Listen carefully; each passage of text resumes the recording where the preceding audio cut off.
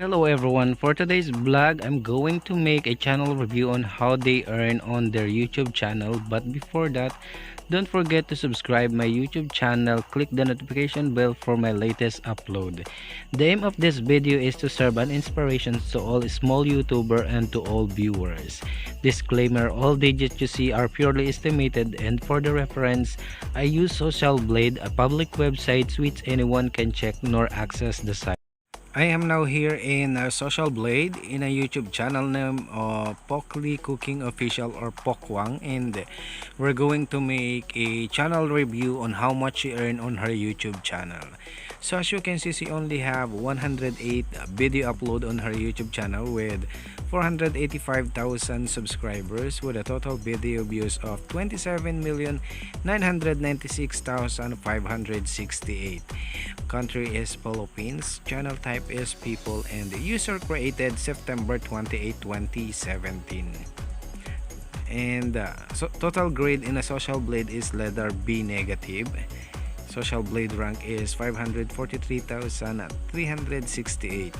Subscriber rank of 54,004. Video views rank of 186,229. Country rank is 484. And people's rank is 7,155.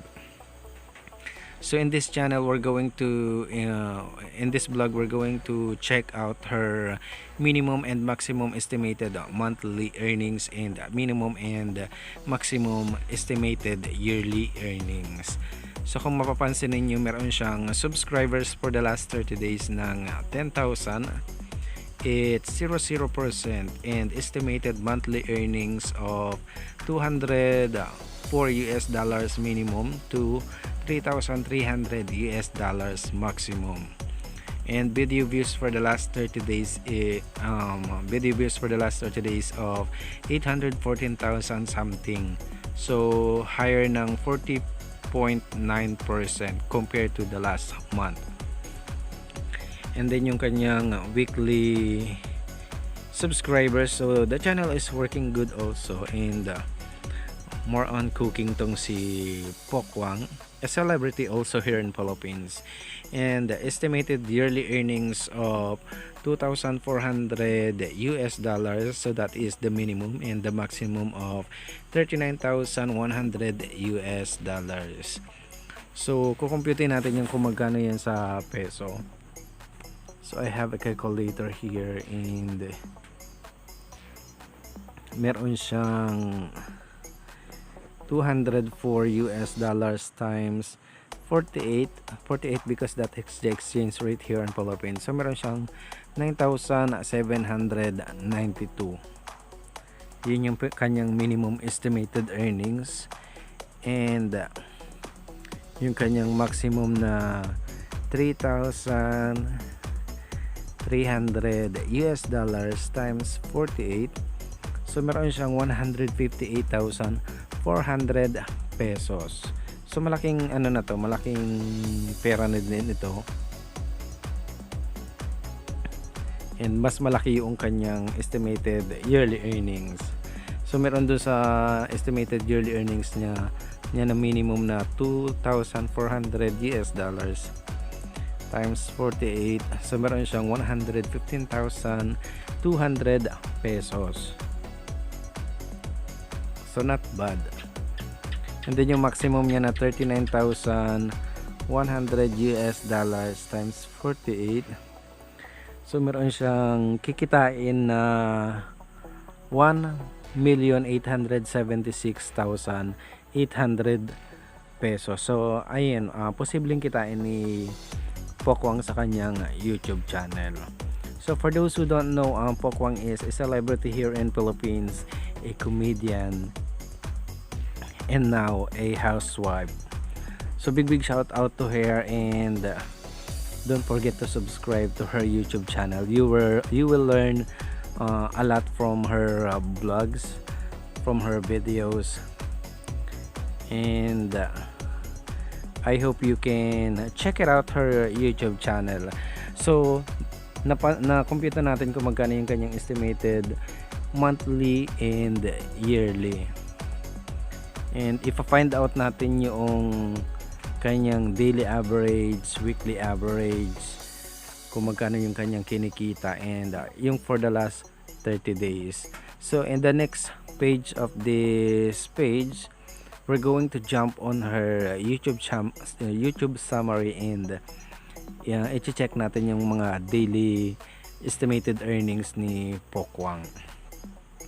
So we are now here in YouTube statistic of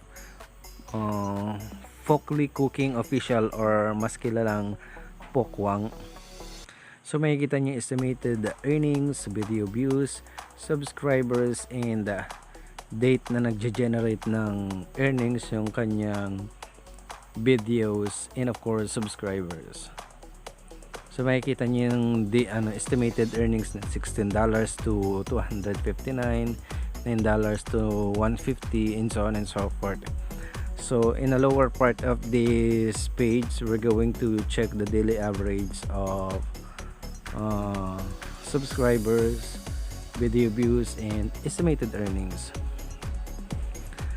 So as you can see, the daily average, she gained 334 subscribers who subscribed to her YouTube channel with 27,142 video views, with an estimated earnings of $7 to $109 US.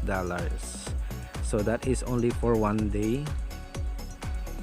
And for the weekly average, she gained 2,300 subscribers something who subscribed to her YouTube channel with a total video views of 189,994, with estimated earnings of $47 minimums to $760 US.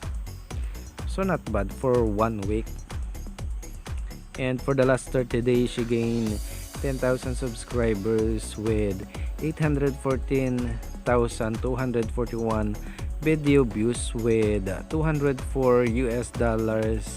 to $3,300 estimated earnings. And na-find out natin kung magkano yung kanyang conversion sa peso, yung minimum and maximum. So for me, this is not bad. And once na her followers or her fans recognize that she has a YouTube channel, they will gonna subscribe Pokwang YouTube channel, or Poklee Cooking Official.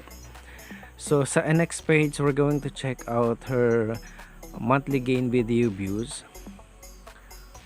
So you can see a graph in there, and ayan, meron siyang 706,926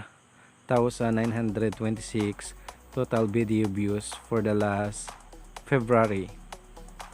Ayan, and then January of 298,000 something, and so on and so forth, guys. So yung pinakamataas niya na highest point dyan is, I think that is, ayan, yung 1.9 million. So that would be 2020. And of course, dun sa monthly gain subscribers ni Poklee Cooking Official, or Pokwang, so same graph lang din doon sa monthly gain video views ni Poklee. So that's for today's video, guys, and I hope you inspired to this vlog. And don't forget to subscribe, Ikem Rasalas, and keep safe, everyone.